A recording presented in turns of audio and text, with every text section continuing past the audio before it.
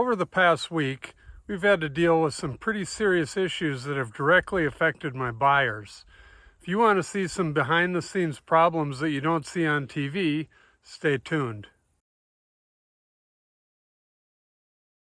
So the first issue had to deal with a house that somebody was trying to flip, and I had the buyer that was looking to buy it. So I don't know what these people, the flippers, were thinking when they bought it, because there's no way they did an inspection. Because once we did an inspection, it was unbelievable. This was the worst inspection report I've ever seen. And it brings me to the point of, if you're going to do a flip or obviously just buy a house, you have to get a good inspection, because this place, when you see the inspection here in a moment, you're going to be astounded at all the things that were wrong. And that's what leads me to believe that these people either didn't hire an inspector or they tried to figure it out on their own and they weren't really sure what was going on, because there are so many issues that we found in the inspection that made us bail on the whole deal, because what those people spent on the house to begin with, and then what they were trying to get out of it, there's no way they would come down the amount of money that it was going to take to fix all the issues that were found. So again, I can't stress enough the importance of an inspection, and the things that, I look around when I show people houses. I look and I can see a lot of things that are wrong. And like with this house, we knew it was an older house. We knew it was a flip, and they had done some improvements upstairs. They put in some flooring and some new countertops in the kitchen, things like that. So it looked decent. It looked like, they were working on, or they made it a lot better than it once was.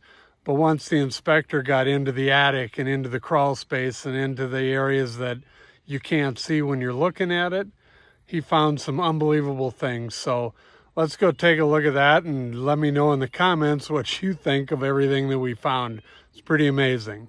So let's take a look at this inspection report, which will always be known to me as the worst inspection report I've ever seen.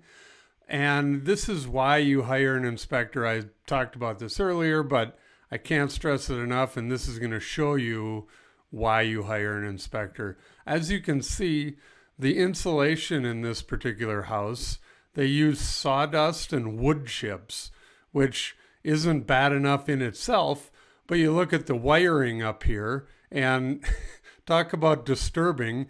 You have open junction boxes with, the wiring is taped here, but I'm no fire marshal, but this looks like the biggest fire hazard I've ever seen in my life. You got this old wiring laying on top of very dry wood. What could possibly go wrong?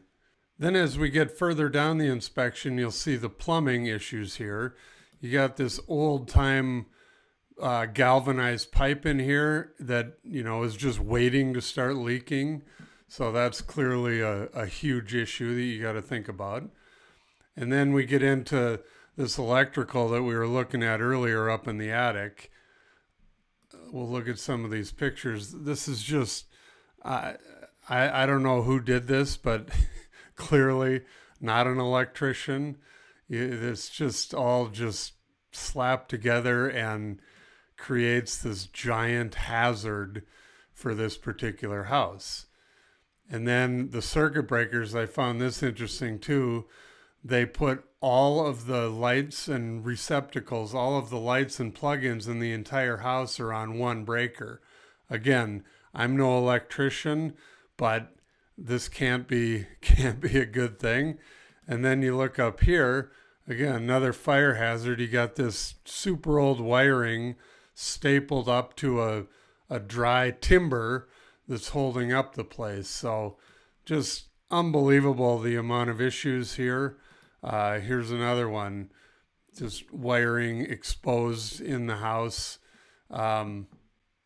Just fire hazard after fire hazard. Then you get down a little further and you got the bathroom fan. It goes straight up into the attic instead of out of the house, which creates mold. As you'll see down a little further, they've already found some mold. But then look at the foundation in this place. It's just pieces here, pieces there. You got timbers holding stuff up. You couldn't even get into this crawl space. A lot of this, he had to stick a flashlight in there and take photos. But just issue after issue, you got beams holding pipes up. You got this good-looking foundation section here that's barely being held up by, it looks like an old 2x4, right in between a giant crack in the foundation that looks like they had tried to slide a rock in there. It was one thing after another. You got this untreated lumber sitting on top of this piece of foundation here. And then you get to the very bottom and you got, possible asbestos tape being used. Here's the mold they found that's already up here in the attic and down in the foundation. And look at this. They got these boards holding up this part of the roof. So just unbelievable amount of issues in this particular house. So obviously, once we saw this, we instantly killed the deal, because I'm guessing they're not going to come down the hundreds of thousands of dollars it's going to cost to fix all this stuff. And it just goes to show, whether you're flipping a house or buying a house, you really need a good inspection, because now these people that are trying to sell this place, they're going to have to disclose all this stuff for the next buyer that comes along, or fix it. So I feel bad for the people that bought this place, but had they got an inspection, I'm guessing they would have ran just like we did. So the other issue we had this week was some buyers that were dealing with an out-of-state lender. And I'm sure there are some good lenders that are out of state, but for whatever reason, in my experience, and if you're a lender, leave a message in the comments, maybe you can explain this, but it always seems like lenders from out of state just have all kinds of issues with properties in Montana. I don't know if it's the HOAs. I don't know if it's our rules out here. I don't know what the problem is, but I do know that whenever somebody tells me they're using an out-of-state lender, I try and get them to change their mind and use somebody local. And it's not because I'm getting kickbacks or anything like that. It's because I've had so many deals blow up right before closing or in the middle of, going through the process because of a lender's out of state. So the big issue that affected these particular buyers is they were buying, it was about a $600,000 house. They were putting $500,000 of proceeds that they got from selling their house in a different state towards this purchase. So they were only financing $100,000. Well, clearly this place was worth $100,000. Even just the land alone was worth more than $100,000. I mean, it was 4 acres. So I thought, oh, this will be smooth. Even though it's an out-of-state lender, how can they screw this up? Well, they decided that even for the $100,000, they had to do an appraisal, which again, how it's not worth $100,000, I'll never know, and why they had to go through the expense of an appraisal, I'll never know. But the common denominator, it's an out-of-state lender that required this. And again, even if the appraisal was free, which they are not, and the buyer has to pay for these appraisals, the issue is it delayed everything. And we were, because we thought it was almost basically a cash deal that we could close very quickly. And in the dates in the buy sell, if you do everything right, but then you don't close on time, the seller doesn't have to extend it if they don't want.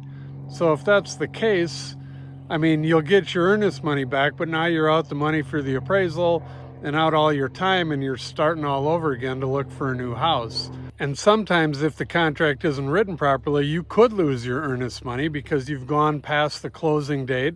And I always put in 10 extra days for lender issues.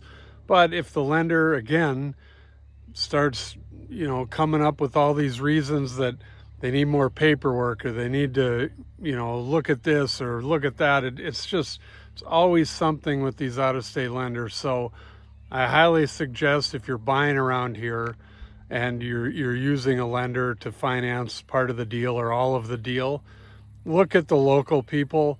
And like I said, I'm not getting a kickback, but and I'll give you 10 different lenders to look at that are local, because they don't seem to have the issues with Montana that these out-of-state lenders do.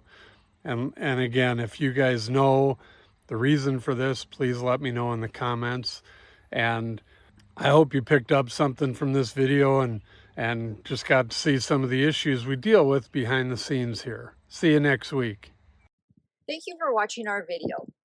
Please call, text, or email for more information, and don't forget to watch our other videos about Montana.